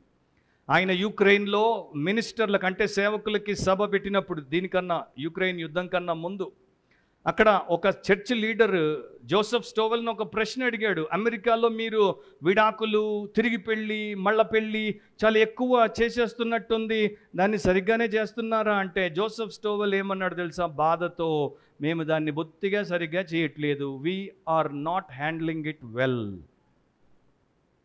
సో విడాకులు తీసుకోవడం అంటే ఒక బిజినెస్ పార్ట్నర్షిప్ని డిజాల్వ్ చేసినట్టు కాదు. విడాకులు తీసుకోవడం అంటే ఆర్మీని డెజర్ట్ చేసి పారిపోయినట్టు కాదు. విడాకులు తీసుకోవడం అంటే ఇద్దరిని ఒక్కటిగా చేస్తున్నటువంటి అవినావ సంబంధము నుండి దేవుడు వేరు చేసేంత వరకు ఉండకుండా వేరైపోవడం, ఇతరుల ద్వారా వేరు చేయబడ్డం అనేది అది దుష్కార్యం, అది అవ్వలేమది. అది చాలా కాలం వరకు వారిద్దరిని వేధిస్తుంది అండ్ వారి పిల్లల్ని చాలా పెద్ద దెబ్బతీస్తుందని సమాజంలో మనకి క్రైస్తవులు అవిశ్వాసులు చెప్తున్నారు. అండ్ దేవుడు అంటాడు ఆ వస్త్రం మీద ఈ యొక్క వాయిలెన్స్ అంటే తెలుగులో మనం చూసాం ఆయన వాడినటువంటి మాట బలాత్కారంతో నింపుకోవద్దు. వస్త్రం ఓల్డ్ టెస్టిమెంట్లో రూతు 3:9 ప్రకారము ఆ యొక్క బోయాజు తన వస్త్రాన్ని రూతు మీద కప్పాలని ఆమె కోరుకుంటుంది. అది దేనికి సాదృశ్యం అంటే వివాహానికి సాదృశ్యం. సో ఒకప్పుడు నీవు ఆమెను పెళ్లి చేసుకున్నావు, ఆమెను సంరక్షిస్తానన్నావు, ఆమెను ప్రేమిస్తానన్నావు, ఆమెను పరిశుద్ధంగా తయారు చేస్తానన్నావు, ఆమెను పరిచర్యలో వాడతానన్నావు.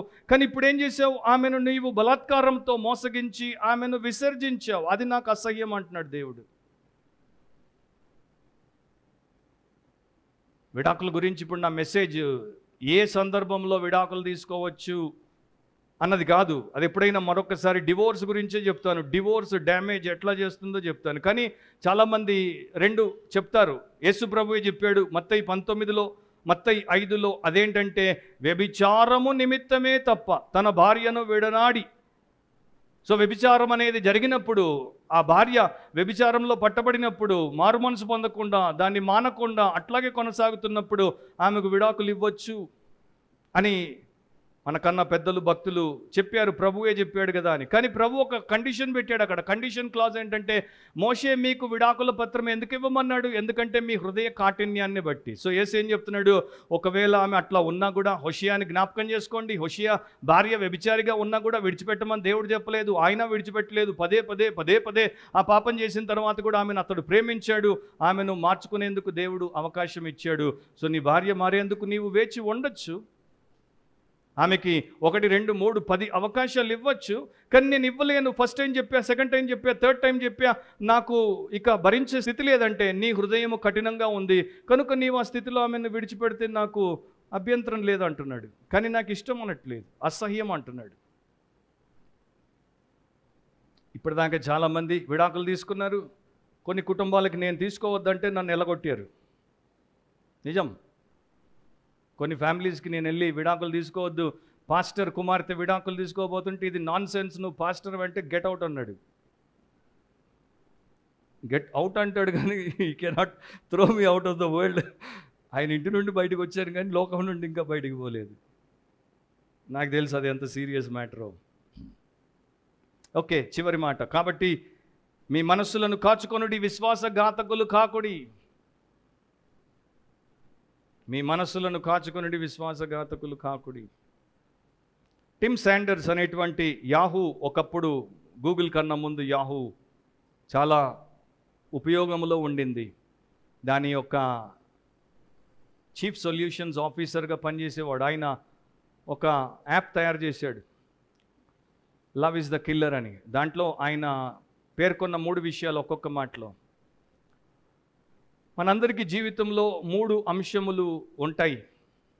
వాటిని 3 కేటగిరీస్లో నేను పెడుతున్నాను. ఒకటి గ్లాసు, గాజు, రెండవది మెటల్, ఇనుము, మూడవది రబ్బరు. సో ఎప్పుడైనా మీ చేతుల్లో నుండి రబ్బర్ కింద పడిపోతే అది తిరిగి వెనక్కి బౌన్స్ అవుతుంది. సో అది డ్రాప్ అవ్వడం చేత, నేల మీద పడడం చేత మీకు పెద్ద నష్టం కాదు. మన జీవితంలో నుండి కొన్ని విషయాలు కింద పడిపోతే ఆ రబ్బర్ బాల్ లాగా తిరిగి పైకి వస్తాయి. మనకేమీ నష్టం ఉండదు, మనకేమీ ఇబ్బంది ఉండదు. రెండవది కొన్ని మెటల్ లాగా ఉంటాయి. అవి కింద పడితే ఊరికే పడవు, అవి పెద్ద శబ్దం చేస్తాయి, 10 మంది ఇటు చూసేటట్టు చేస్తాయి, మనకి ఇబ్బందిని కలిగిస్తాయి. అండ్ వాటిని మనం మళ్ళా తీసుకొని పైకి తెచ్చుకోవాలంటే ఇట్లాంటి విషయాలు జరిగినప్పుడు మనము డిస్టర్బ్ అవుతాము, ఇతరులకు తెలిసి వస్తుంది, దాని గురించి మనం బాధపడతాము. అయ్యో అందరికీ తెలిసిపోయిందే, నాయిస్ క్రియేట్ అయిందే అని మనం అనుకుంటాం. కానీ మూడవది ఉంది చూడండి, ఇది చాలా ముఖ్యమైనది. ఇది గాజు. ఇది కింద పడితే పగిలిపోతుంది, 1000 ముక్కలు అవుతుంది, ముక్కలు చెక్కలు అవుతుంది. మీరు ఎంత చేసినా, ఎంత టెక్నాలజీ వాడినా ఆ 1000 ముక్కల్లో ప్రతి ముక్కను తెచ్చి తిరిగి దాన్ని నీళ్లు బయటికి రాకుండా పట్టి ఉంచే గాజు గ్లాస్ లాగా చేయలేరు. సో మీ లైఫ్లో వివాహం అట్లాంటిది. Your marriage is fragile. It's like that glass. If it is broken, it cannot be put together again. So you should be very careful. కొంతమంది పెళ్ళి అయిన తర్వాత నుండే, నిన్ను ఎందుకు చేసుకున్నాను, నేను చేసుకోకపోతే బాగుండేది, నాకు అసలు పెళ్ళి కాకుంటేనే బాగుండేది. దేవుడు నీ పెళ్ళికి సాక్షి. ఆయన మాట ప్రకారం ఆయన ముందు ఒప్పందం చేసి పెళ్లి చేసుకున్న బుద్ధిహీనుడు, బుద్ధిహీనురాలు పెళ్లి కాకుంటే బాగుండేది. పెళ్లి దేవుడు పెట్టిన వ్యవస్థ. నిన్ను సృష్టించి నీకేం అవసరమో అని ఆలోచించి ఆయన పెట్టిన వ్యవస్థను నువ్వు తప్పుపడుతున్నావు. నువ్వు ఎంత పెద్ద భ్రష్టుడవు, భ్రష్టురాలివి.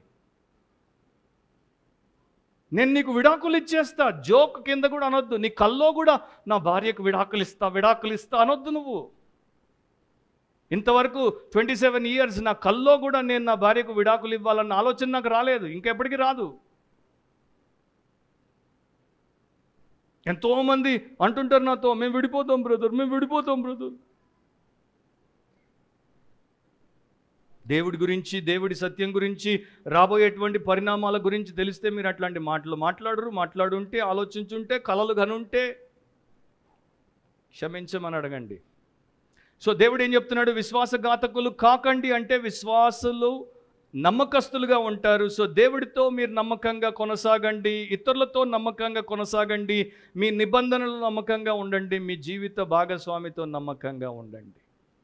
అప్పుడు మీరు ఈ స్థితిలో ఉండరు. మారు మనసు పొందండి, పాపం ఒప్పుకోండి, క్షమించబడి శుద్ధి చేయబడండి, ఆయన రాజ్యంలో ఆయన కొరకు జీవించండి, ఫలించండి. ఆయన ఉద్దేశం ఒకటే, ప్రేమతో దిద్దుబాటు చేసి వారిని తిరిగి తన ప్రజలుగా స్థాపించుట. మన విషయంలో కూడా దేవుడు చేసేది అదే. ప్రార్థన చేద్దాం. మీరు ఇంకా యేసుక్రీస్తునందు విశ్వాసం ఉంచి పాపం ఒప్పుకొని క్షమించబడి ఆయన యొక్క రక్షణ అనుభవంలోనికి రాకపోతే ఇది మంచి సమయం. ఎందుకంటే మరణిస్తే నిత్య నాశనం, అగ్నిగంధకాలతో మండే గుండం, దేవుడు లేని స్థలానికి వెళ్ళాలి. రక్షించబడి ఉంటే నామకార్థంగా ఉండొద్దు, నాసిరకంగా ఉండొద్దు. నీతిగల, నిష్టగల, నాణ్యమైన క్రైస్తవ విశ్వాసిగా, భక్తుడిగా, భక్తురాలిగా ఉండు. ఆయన్ని అధికముగా ప్రేమించు, ఆయన్ని అధికముగా పూజించు, ఆయన్ని అధికముగా హృదయానికి హత్తుకొని ఆయన చిత్తమును చేయి. ఎవరేం చెప్పినా, నీకేం ఆలోచన వచ్చినా, నీ శరీరం ఏం కోరిక నీ ముందు పెట్టినా బైబిల్ తెరిచి చూడు. దేవా నీవేం చెప్తున్నావు? నీ చిత్తం చేయడానికే నేను ఈ లోకంలో శ్వాసను కలిగి ఉన్నా. నీకు దేవుడు శ్వాస ఇచ్చేది ఆయన చిత్తం చేయడానికి, నీ చెత్త ఇష్టాన్ని చేసుకోవడానికి కాదు. ప్రేమగల మా తండ్రి, మేము మా యొక్క సమస్త పాపములను బట్టి మీ ఎదుట క్షమాపణ కోరుచున్నాం. మీరింత నిర్మోహమాటంగా మాతో మాట్లాడారు. మమ్మల్ని ప్రేమించి మా క్షేమాన్ని కోరి మాకు అభివృద్ధిని దయచేయడానికి ఇష్టపడే మాలో ఉన్నటువంటి సమస్త కల్మషాలని తుడిచేయడానికి వాటి నుండి మమ్మల్ని వేరు చేయడానికి మీరు ఇష్టపడుతున్నందుకు మీ కృతజ్ఞతలు. మలాకి కాలంలో ఉన్నటువంటి ఆ ప్రజలు చేసిన పాపం ఈ కాలంలో ఉన్న క్రైస్తవులమైన మేము చేయకుండా మాకు సహాయం చేయండి. ముఖ్యంగా పురుషులము, ఇంటికి పెద్దలము, యజమానులము, భర్తలము, తండ్రులము మేము మా బాధ్యతను గుర్తెరిగి మా భార్యలను, మా యవన కాలంలో చేసుకున్న భార్యలను, మా తోటివారైన భార్యలను, మా నిబంధనకు పాత్రులైన భార్యలను, మీ కుమార్తెలను గౌరవించుటకు, ప్రేమించుటకు, వారికి కన్నీరు కష్టము కలిగించకుండా చూసుకోవడానికి మాకు సహాయం చేయండి. అవిశ్వాసి అయినటువంటి చైనీస్ ట్రక్ డ్రైవర్ ద్వారా మాకు బుద్ధి చెప్తున్నందుకు మీ కృతజ్ఞతలు. మాలో మా ద్వారా మీరే మహిమ పొందమని యేసు నామమున అడిగి ప్రార్థిస్తున్నాం తండ్రి. ఆమేన్.